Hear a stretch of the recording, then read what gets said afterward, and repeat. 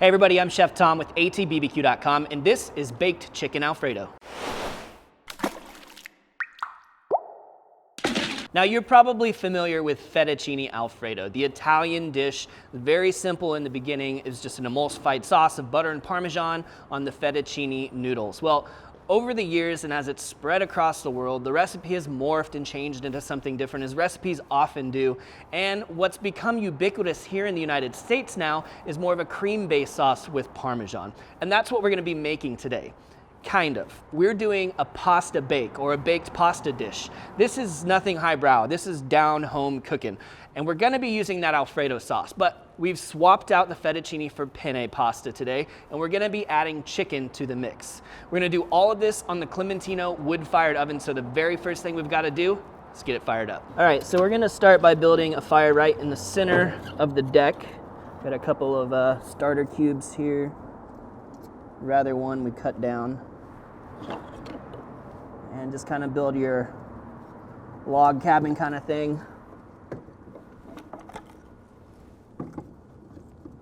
We want to let this burn down right in the center to start to get this deck nice and hot.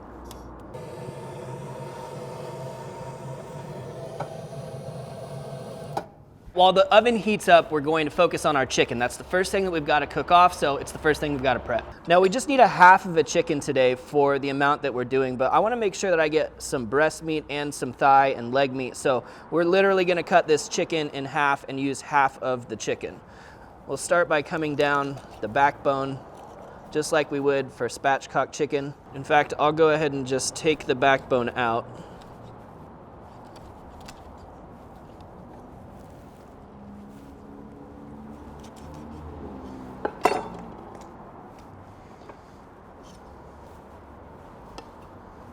And then we'll come down to the breastbone here underneath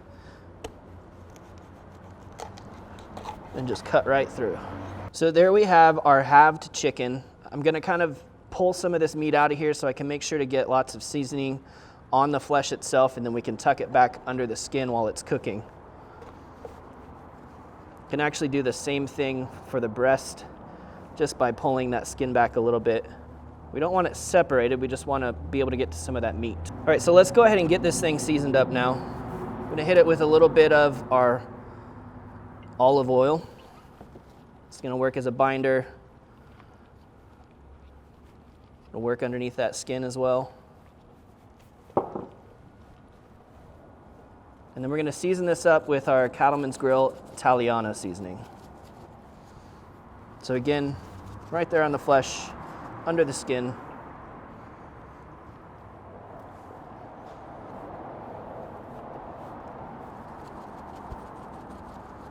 Just try to hit any exposed surfaces there. And then once you've got all of the meat seasoned up, we'll flip this over and we'll get the skin side. Now the skin is gonna make its way into the final dish, so we wanna make sure we've got some good seasoning all over that as well. So our wood's breaking down now into coals, so we're gonna be ready to slide this off to the side, and we'll just hold it in place with our grill grate here. Slide that all the way to the side. To keep our fire completely contained up against this left wall. And then we're just gonna take our deck brush and move all that debris off to the fire side. All right, we're gonna put our half chicken into our 12-inch skillet here. Skillet's cold right now. It does not need to be preheated because there's plenty of heat inside.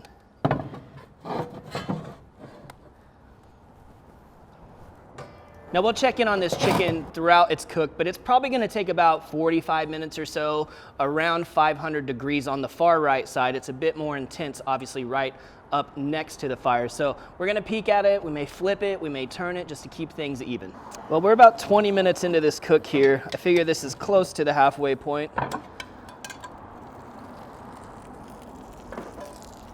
Now, as you can see, that leg side is really browning because it's closest to the fire. So we're just gonna give this like a 180 spin right there, and that way we can get that same color on top of the breast.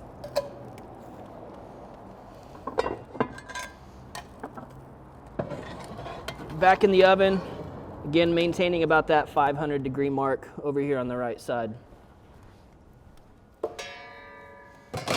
Gonna do another little check here.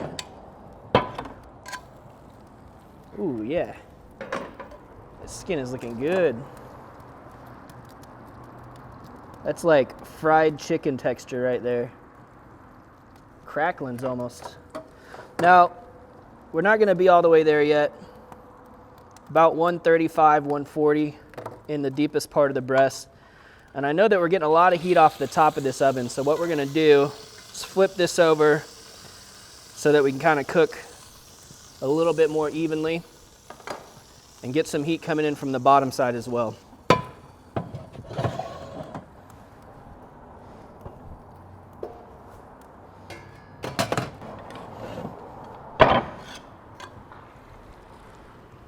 Oh, that's looking nice.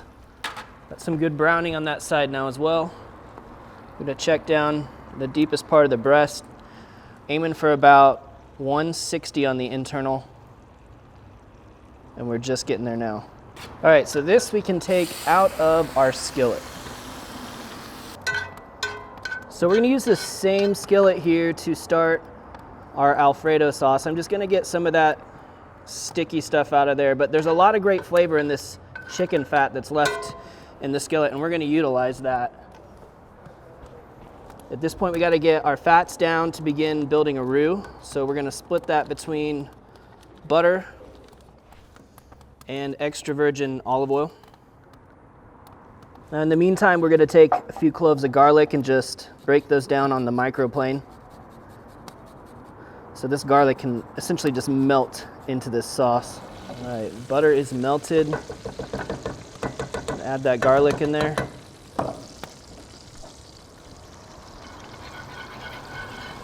Just the residual heat will be enough to kind of toast that garlic. Oh man, that smells incredible.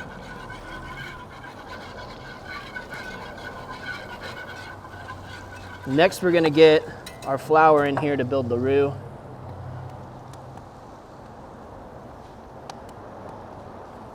We're doing a fairly loose roux here. This isn't equal parts fat to flour, but that's because we want this sauce to remain really creamy.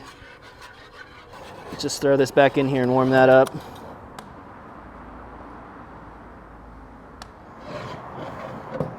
Oh yeah, it's frothing up nice. All right, so at this point what we're gonna do is we're gonna throw another tablespoon or so of Italiano in here. Same stuff we used on the chicken. And then we're gonna get our cream in here. So today we're actually using half and half to build our sauce. You could use a full heavy cream if you like, but you're gonna end up with a greasier sauce in the end. So it's kind of a trade-off. You want the full richness of the heavy cream. It could end up kind of greasy. I think the half and half is perfect for this though.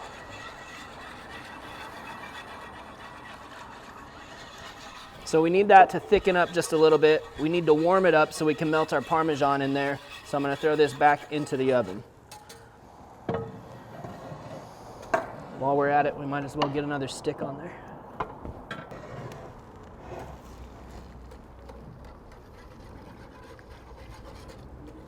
Getting some of that wood fire effect on there. It's gonna work its way into the dish. We're looking to get a little bit of simmer going though, so back in. All right, we're ready to add our Parmesan. This is gonna kind of tighten up the sauce here. It's about three quarters of a cup of the Parmesan. You can see that thickening up just a little bit. Now the sauce is doing its thing, just warming up in the oven back there. So we're gonna break down our chicken and get ready to bring it all together.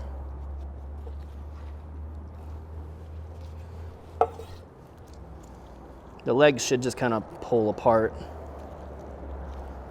Yeah, that meat's just gonna shred right off of there. So the skin we're gonna utilize that, but we're not gonna include it with the meat for now. We're gonna put it on top to kind of almost like a meat crouton on top of our chicken Alfredo bake. All right, we're pulling the sauce off now. Now that is thickened up just perfectly. I don't need to take that any further.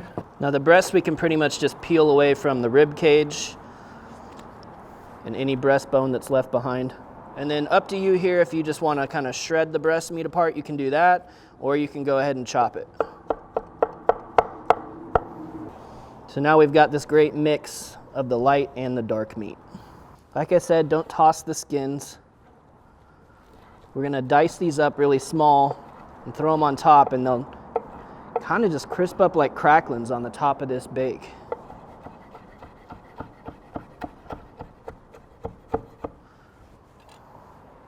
Now I've cooked up 12 ounces of penne pasta. We're gonna bring everything together. We've got the sauce, we've got the chicken, we've got the pasta. Then we're gonna get it back into the oven to finish. So we're gonna add our chopped chicken to the pasta.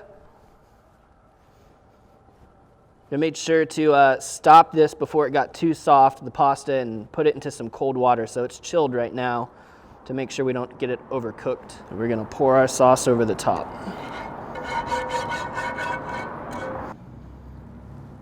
Now you could do all of this right there in your skillet where you cook the sauce, but it's hard to not make a mess when you're doing that, so that's why we're going to a separate vessel, and then we'll transfer it back to the skillet once we get everything fully coated.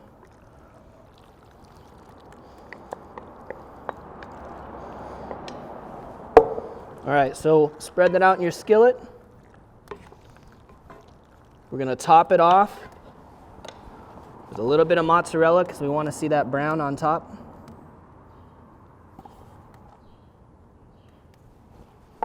And then our diced chicken skin.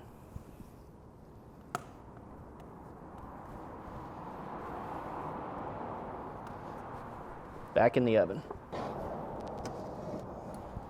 You know, for now, I'm gonna slide the lid on the top just to make sure that we get everything warmed through, because again, that pasta's not hot. And then we'll take the lid off to brown it.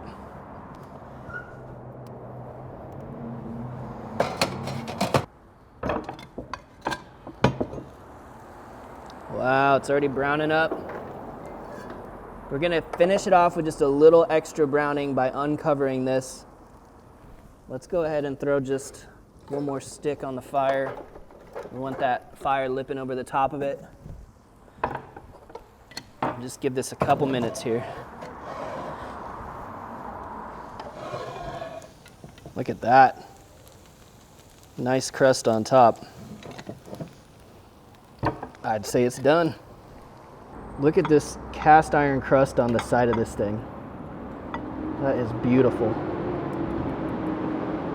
Oh, just incredibly creamy still in the center with that gnarly crust on the outside. What more could you ask for? Finish it off with a little fresh parsley. Beautiful. All right, let's get a taste.